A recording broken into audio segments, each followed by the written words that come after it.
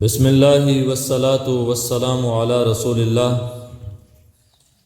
عن اسماء بنت ابی بکر رضی اللہ تعالی عنہ قالت، حضرت اسماء بنت ابی بکر رضی اللہ تعالی عنہما سے روایت ہے، انہوں نے فرمایا قام رسول اللہ صلی اللہ علیہ وسلم خطیبا، کہ ایک دن رسول اللہ صلی اللہ علیہ وسلم نے کھڑے ہو کر خطبہ ارشاد فرمایا، فذکر فتنۃ القبر التی یفتن فیہا المرء، تو آپ نے قبر کے اس فتنے کا ذکر کیا کہ جس میں آدمی مبتلا کیا جاتا ہے۔ فلما ذکر ذالک، جب آپ صلی اللہ علیہ وآلہ وسلم نے اس فتنے کا ذکر فرمایا، ضج المسلمون زجتاً، تو مسلمان اس کو سن کے پریشانی کے عالم میں چیخ اٹھے اور ایک کوہرام مچ گیا۔ اس حدیث مبارکہ میں حضرت اسماء بنت ابی بکر، جو حضرت ابوبکر صدیق رضی اللہ تعالی عنہ کی لخت جگر ہیں، وہ روایت بیان کرتی ہیں کہ رسول اللہ صلی اللہ علیہ وسلم نے خطبہ دیا، بیان کیا۔ تو حضور صلی اللہ علیہ وسلم کے زمانہ کے اندر خواتین بھی مسجد نبوی میں آیا کرتی تھیں، نماز پڑھتی تھیں، جمعہ پڑھتی تھیں، 5 نمازیں پڑھتی تھیں۔ بعد میں اس کو منع کر دیا گیا، کیونکہ وہ جو خیر جو حضور کے زمانے میں تھی، وہ خیر آہستہ آہستہ جب کم ہوتی چلی گئی، تو پھر خواتین کو کہا گیا کہ وہ اپنے گھر کے اندر ہی نماز پڑھیں۔ لیکن اب جو زمانہ چل رہا ہے، اور اس کا اظہار میں نے 2-3 مرتبہ غالباً کیا ہے، کہ اب بھی ضرورت ہے کہ خواتین، اگر ہماری خواتین باہر کھیتوں میں جا سکتی ہیں، بازاروں میں جا سکتی ہیں، اور مختلف فنکشنز کے اوپر جا سکتی ہیں، تو ان خواتین کو مدرسے کے اندر آ کے بیان سننے میں کوئی عار نہیں ہونا چاہیے۔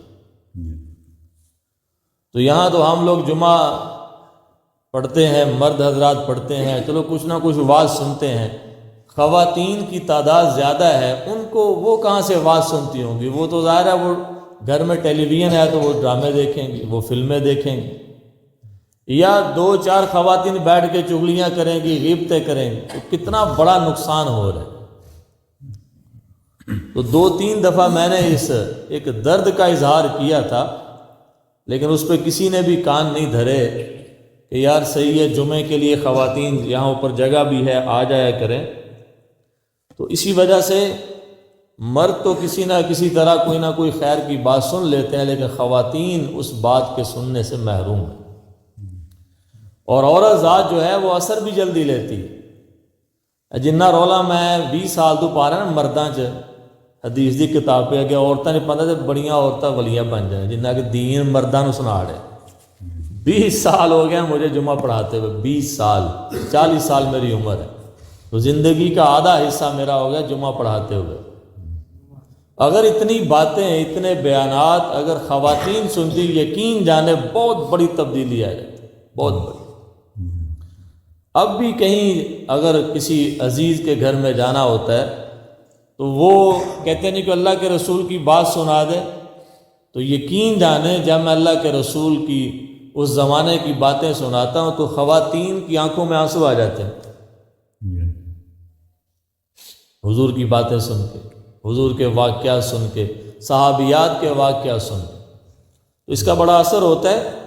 تو یہاں بھی دیکھیں حضرت اسماء بنت ابی بکر صدیق فرما رہی ہیں کہ رسول اللہ صلی اللہ علیہ وسلم نے خطبہ ارشاد فرمایا، اور اس خطبے میں آپ نے قبر کے فتنے کا ذکر کیا کہ قبر جو ہے اس کے اندر انسان کن چیزوں میں مبتلا ہوتا ہے۔ اس کی تفصیل یہاں پہ ذکر نہیں ہے، اس کی تفصیل دوسری احادیث میں ہے کہ رسول اللہ صلی اللہ علیہ وسلم ایک دفعہ ایک انصاری صحابی کا جنازہ تھا، اور قبر کے تیار ہونے میں تھوڑا وقت تھا۔ تو اب کیا ہوا، رسول اللہ صلی اللہ علیہ وسلم قبر پہ تشریف لے گئے۔ اور ادھر آپ صلی اللہ علیہ وسلم کے ہاتھ میں لاٹھی تھی، تو اس کے ذریعے آپ بڑی گہری سوچ میں ڈوبے ہوئے تھے، خاموش. اور جب آپ خاموش ہوتے تھے تو صحابہ بھی خاموش ہو جاتے تھے، کوئی بات نہیں کرتا تھا آپس میں. حضور صلی اللہ علیہ وسلم کے ادب اور احترام میں جب حضور بولتے تھے تب بھی خاموش ہوتے تھے، اور جب حضور خاموش ہوتے تھے وہ تب بھی خاموش رہتے تھے جب تک کہ کوئی ضروری بات حضور سے نہ کرنی ہو. اتنا وہ احترام بجا لاتے تھے. صحابہ بھی خاموش، حضور بھی خاموش. تو آپ کے ہاتھ میں جو لکڑی تھی اس سے آپ صلی اللہ علیہ وسلم جو ڈھیلے تھے نا مٹی کے، جنت البقیع کا واقعہ ہے، ان کو توڑ رہے تھے ایسے نا. تو یہ گہری سوچ کی علامت تھی. ان کو ایسے ایسے توڑ رہے تھے. صحابہ بھی خاموش ہیں. پھر اچانک آپ صلی اللہ علیہ وسلم نے خاموشی توڑی، اور خاموشی توڑ کے آپ صلی اللہ علیہ وسلم پھر صحابہ کی طرف متوجہ ہوئے اور فرمایا، میرے صحابہ، قبر کو مٹی کا ڈھیر نہ سمجھو. یہ فرمایا، قبر کو مٹی کا ڈھیر نہ سمجھو کہ یہ مٹی ہے. فرمایا قبر یا تو جنت کے باغوں میں سے ایک باغ ہے یا جہنم کے گھڑوں میں سے ایک گڑھا ہے. پھر آگے تفصیل بیان فرمائی. آپ نے فرمایا کہ جب نیک شخص قبر میں رکھا جاتا ہے تو قبر اسے کہتی ہے، تیرا آنا مبارک ہو، مرحبا، خوش آمدید، میں تیرا ہی انتظار کر رہی تھی. جیسے آتا ہے نا دوسری روایت میں کہ قبر روزانہ 70 مرتبہ جس مردے نے اس میں آنا ہوتا ہے اس کو یاد کرتی ہے. 70 مرتبہ.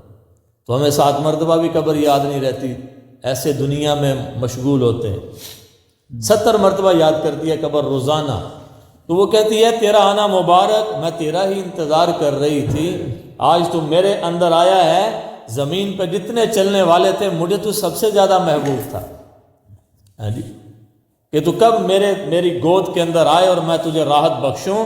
اب وہ قبر جو ہے اس کے لیے کیا ہو جاتی ہے، حد نگاہ تک کشادہ ہو جاتی ہے. دیکھنے میں وہ ایک چھوٹا سا گھر ہے. باہر دفن کرنے والے اس کو جب دفن کریں وہ کہہ رہے ہیں دیکھو تنگ سی جگہ ہے، تو دیکھنے والوں کی نظر میں وہ چھوٹا سا گھر ہے، بڑا تنگ گھر ہے. لیکن میرے نبی نے فرمایا اس کے لیے وہ قبر حد نگاہ تک کشادہ ہو جاتی. اور پھر فرمایا اس کے پاس فرشتے آتے ہیں، اور وہ فرشتے بڑی خوبصورت شکل میں ہوتے ہیں، اور اتنی اچھی شکل میں ہوتے ہیں کہ وہ گھبراتا نہیں ہے ان کو دیکھ کے، وہ پریشان نہیں ہوتا. منکر نکیر ہوتے ہیں، سوال کرتے ہیں، سوالات کے جواب وہ دے دیتا ہے. اس کے جتنے اچھے اعمال ہوتے ہیں اس کے چاروں طرف ہو جاتے ہیں، ارد گرد نماز، روزہ، حج، زکوٰۃ، تلاوت، صدقہ، اچھے اخلاق، ذکر، اذکار، یہ ساری چیزیں اس کے نا ارد گرد ہو جاتی ہیں. تو جو باقی سارے رشتہ دار ہیں وہ دفن کر کے اس وقت تو وہ جناب اس وقت مہمانوں کو کھانا کھلایا جا رہا ہے. آنے والے رخصت لے رہے ہیں کہ بھئی ہمیں اجازت دو. بڑا دکھ ہوا، بڑا افسوس ہوا. باہر کا منظر یہ ہے آنے والے جا رہے ہیں، ہاں جی، اور اندر کا منظر یہ ہے کہ جو دنیا میں تھے، جو ظاہراً تھے، نماز باہر تھی قبر کے، روزہ باہر تھا، اب وہ قبر میں آ گئے. یہ ہے کام آنے والی چیزیں. تو فرمایا اس کے پاس آ جاتے ہیں. منکر نکیر کا بہترین طریقے سے وہ جواب دیتا ہے. پھر فرمایا غیب سے آواز آتی ہے، افرشو لہو فرشم من جنہ، کہ اس بندے کے لیے جنت کا ایک جو ہے نیچے بچھونا لے، جنت کا بچھونا لے. تو جنت کا بچھونا اس کے نیچے بچھا دیا جاتا ہے. پھر حکم ہوتا ہے وفتحوا لہو بابا من الجنہ، اس کے لیے جنت سے ایک دروازہ کھول دو. دیکھنے والے کے لیے وہ مٹی کا ڈھیر ہے، لیکن اللہ کے رسول صلی اللہ علیہ وسلم نے فرمایا کہ فرشتوں کو کہا جاتا ہے اس کے لیے جنت میں سے ایک دروازہ کھول دو. اب جنت کا دروازہ کھل جاتا ہے، اور پھر جنت کی خوشبوئیں اس کی قبر میں آتی رہتی. اور پھر اسے کہا جاتا ہے نم کنومت العروس، کہ تو اس دلہن کی طرح سو جا کہ جو دلہن جو ہے صبح، ہاں جی، اس دلہے کی طرح سو جا کہ جس کو اس کی دلہن ہی صبح اٹھاتی ہے، گھر والے نہیں اسے اٹھاتے. کیسا جملہ بولا کہ جب عروسی ہوتی ہے، شب زفاف ہوتی ہے، تو صبح گھر والے تو نہیں اٹھاتے، دروازہ پڑ دے گا اٹھا تھا جا کے دہی لے کے آتے گا جی پانا ہے. ایسے ہوتا ہے؟ نہیں ہوتا. اٹھی یار نائی نو بلا یار دیگا نہیں پکانی ہے، نہیں، اس کا دروازہ نہیں. دیکھیں میرے پیغمبر نے کتنی باریک بات کہی کہ اسے ذرا زحمت نہیں دی جائے گی، قبر میں اب ذرا بھی زحمت نہیں ہوگی، زحمت نہیں. تو کیا اسے کہا جاتا ہے تو دلہے کی طرح سو جا. وہ دلہا کہ جب وہ سوتا ہے تو اس کی دلہن ہی صبح اسے اٹھاتی ہے، ایسے تو سو جا، اب تو قیامت کے دن بڑے پروٹوکول کے ساتھ اٹھایا جائے. یہ ہے نیک بندہ.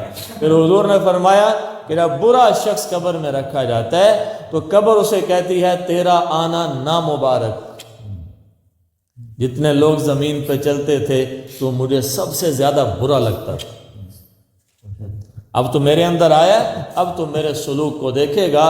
تو فرمایا رسول اللہ صلی اللہ علیہ وسلم نے مثال دے کے فرمایا وہ قبر اس کے لیے اتنی تنگ ہو جاتی ہے کہ اس کی ادھر کی پسلیاں ادھر والی پسلیوں میں ایسے گھس جاتی، ایسے قبر اسے دباتی، ایسے پسلیاں گھس جاتی. اب یہ کون ہے؟ کچھ دیر پہلے یہ رانا صاحب تھے، یہ ایڈوکیٹ صاحب تھے، یہ چودھری صاحب تھے، یہ ایم پی اے صاحب تھے، یہ ایم این اے صاحب تھے، ہاں جی، یہ بہت بڑے مالدار تھے، بڑی ان کی زمینیں تھیں، بڑی گاڑیاں تھیں. جب یہ نکلتے تھے تو 10 گاڑیوں کا قافلہ ان کے ساتھ ہوتا تھا. جہاں یہ جاتے تھے لوگ ان کے نام کے نعرے لگاتے تھے. اب یہاں پہ صورتحال یہ ہے، وہ سارے نعرے لگانے والے، وہ سارے پروٹوکول دینے والے، وہ سارے ہٹو بچو کی آوازیں لگانے والے، سارے اپنے کاموں میں مشغول، اور یہ جناب کیا ہے اپنی قبر کی سختی سے دوچار ہیں. فرمایا ایسے پسلیاں ہو جاتی. پھر فرمایا آواز آتی ہے غیب سے، فرشتوں کو کہا جاتا ہے اس کے نیچے آگ کا بچھونا بچا دو، آگ کا بچھونا. اور پھر کہا جاتا ہے وَافْتَحُوا لَهُ بَابًا مِّنَ النَّارِ، جہنم سے ایک دروازہ اس کے لیے کھول دو تاکہ قیامت تک جہنم کی تپش اس تک پہنچتی رہے. یہ میرے نبی نے فرمایا. اور پھر فرمایا عذاب قبر سے اللہ کی پناہ مانگو. تو اس قسم کے بیانات حضور کرتے تھے.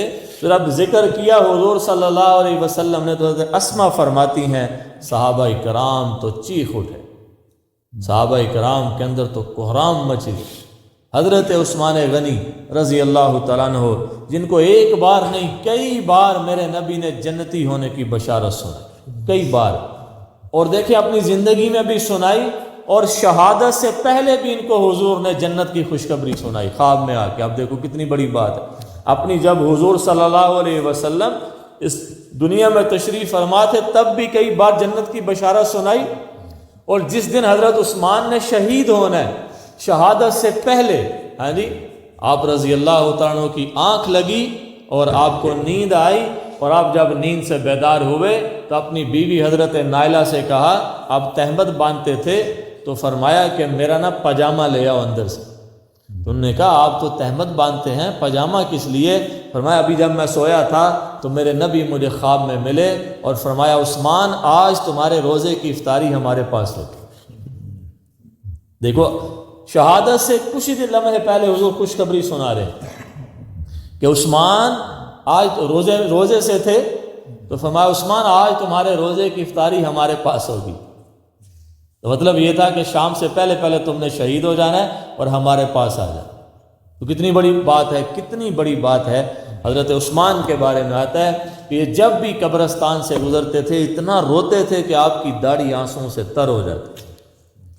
ہمارے ہاں تو قبرستان میں تاش کھیلا جاتا ہے، ہمارے ہاں تو قبرستان میں گیم کھیلی جاتی ہے، ہمارے ہاں تو قبرستان میں کھڑے ہو کے ہاں جی ایسے بھی منظر آپ بھی کبھی غور کیجیے گا دیکھیں گے کہ لوگ ہنس رہے ہوتے ہیں، ادھر تدفین ہو رہی ہے، ادھر 2-4 ٹولیاں بن کے کسی بات پہ کھل کھلا کے ہنس رہے ہیں. یہ ہمارے ہاں صورتحال ہے. قبرستان میں کھڑے ہو کے موت یاد نہیں آتی. تو اس کی وجہ یہ دل سخت ہو چکے ہیں، دل سیاہ ہو چکے ہیں، گناہ کر کر کے، ظلم اور زیادتیاں کر کر کے دل پتھر ہو گئے. ہاں جی پتھروں سے بھی زیادہ قرآن کہتا ہے سخت ہو گئے. تو پھر ظاہر ہے قبرستان کو دیکھ کے کیا اثر ہوگا؟ کوئی اثر نہیں ہوگا. تو اس لیے عثمان روتے تھے. تو کسی نے پوچھا کہ آپ قبرستان میں جا کے اتنا کیوں روتے ہیں جی؟ تو آپ نے فرمایا کہ قبر جو ہے وہ آخرت کی منزلوں میں سے پہلی منزل ہے. تو واقعتاً یہ پہلی منزل ہے. تو اگر اس سے کوئی پار گزر گیا سلامتی کے ساتھ تو آگے ساری منزلیں آسان ہیں. اگر ادھر ہی پھنس گیا تو پھر آگے ہر جگہ پہ رکاوٹ ہی رکاوٹ. تو یہ پہلی کیا ہے؟ یہ پہلی منزل ہے. پہلی منزل. کہتے ہیں نا یورپ جانا ہے پہاڑی ایئرپورٹ لنگ گئے تو ستے ہی خیرانے, کینیڈا جانا ہے ایئرپورٹ گزر گئے تو ستے ہی خیران, جب ایئرپورٹ سے پھنس گئے تو اتوں ہی اگلی فلائٹ سے واپس. لیکن یہاں سے تو واپسی کا امکان ہے, لیکن قبر سے واپسی کا کوئی امکان نہیں. کوئی کہے گا بھی تو واپس نہیں بھیجا جائے گا. ہاں کوئی کہے گا بھی, کہیں گے کافر ہم نے سب کچھ دیکھ لیا, اللہ ایک موقع ایک چانس اور دے دے. نہیں, یہ دنیا کے امتحان میں ہے کہ آپ کے لیے 3 چانس ہیں, آپ فل فیل ہو جائیں پھر سپلیمنٹری دے دیں, پھر جو ہے اینول میں ایگزام دے دیں, لیکن وہ ایک ایسا امتحان ہے کہ جس میں جناب پھر کوئی چانس نہیں ملے گا. بڑی تیزی کے ساتھ وقت گزر رہا ہے, اس لیے ہم نے قبر میں جانا ہے تو اپنی قبر کو سامنے رکھ کے اپنی زندگی کو گزاریں. جتنے رشتے ناتے ہیں یہ سب ہمیں دفن کر کے واپس آ جائیں گے, ہمارے ساتھ ہمارے اچھے اعمال جائیں, یہ جائیں گے ہمارے ساتھ اچھے اعمال. ہاں جی, یہ ہمیں قبر میں ہمارا ساتھ دیں گے. آپ نے فرمایا سورہ ملک, جو سونے سے پہلے سورہ ملک کی تلاوت کرتا ہے, فرمایا سورہ ملک کیا کرتی ہے, مردے کے اوپر اپنے پر بچھا لیتی ہے قبر کے اندر, منکر نکیر نو نیڑے نہیں آنے دے. منکر نکیر کے سوالوں کے جواب میں آسانی ہو جاتی ہے. جو بندہ سونے سے پہلے کیا کرتا ہے, سورہ ملک پڑھ لیتا ہے, 29ویں پارے کی پہلی سورت پڑھ لیتا ہے. کتنا بڑا سوال ہے جی, کہ اللہ تعالیٰ قبر کے عذاب سے بچائے. تو اس لیے قبر کی سختی ہے. اللہ کے رسول صلی اللہ علیہ وسلم نے واضح احادیث میں فرمایا کہ عذاب قبر برحق ہے, اور قبر جنت کے باغوں میں سے یا باغ ہے یا جہنم کے گڑھوں میں سے گڑھا ہے. اب یہ ہمارے اوپر منحصر ہے, بتانے والوں نے سب کچھ بتا دیا. ہم اپنی قبر کو کیا بنانا چاہتے ہیں, جنت کا باغ بنانا چاہتے ہیں یا جہنم کا گڑھا بنانا چاہتے ہیں, ہمارے اپنے ہاتھ میں. اگر یہ چھوٹا سا گھر بنانے میں ہمارا دخل ہے تو پھر قبر کو جنت کا باغ بنانے میں بھی ہمارا اپنا ہی کوشش شامل ہے, ہمیں اپنا ہی دخل ہے. اس لیے ہمیشہ اپنی قبر کو یاد رکھنا چاہیے, اپنی موت کو یاد رکھنا چاہیے. بالکل موت ہمارے سروں کے اوپر, جب وقت آئے گا تو پھر کوئی مہلت نہیں دی جائے گی. بندہ کھانا کھا رہا ہوگا, ہاں جی, جو لقمہ اس کے پیٹ میں چلا گیا بس وہ چلا گیا, جو اس کے ہاتھ میں ہے وہ ادھر ہی رہ جائے. ڈاکٹر کے ہاتھ میں نبض ہوگی, ہاں جی, ڈاکٹر نبض چیک کر رہا ہے, موت کا وقت آ گیا, ادھر ہی بس ڈرپ لگی ہوئی ہے, موت کا وقت آ گیا, اسی حالت میں فرشتہ لے جائے. بچے چھوٹے ہیں, بچے بالکل چھوٹے ہیں, باپ چلا جائے گا. بچے چھوٹے ہیں, ماں چلی جائے گی. بچے کو جنم دیا ہے, ماں کا وقت آ گیا ہے, بچہ پیدا ہو رہا ہے اور ماں دنیا سے رخصت ہو رہی ہے. یہ سارے منظر اس دنیا میں پیش آ رہے ہیں. اس لیے ان چیزوں کو سامنے رکھ کے اپنی زندگی کو بہتر بنانا چاہیے. اللہ تعالی ہم سب کو ہمیشہ اپنی آخرت کے بارے میں فکر مند رہنے کی اور اس کی تیاری کی توفیق عطا فرمائے.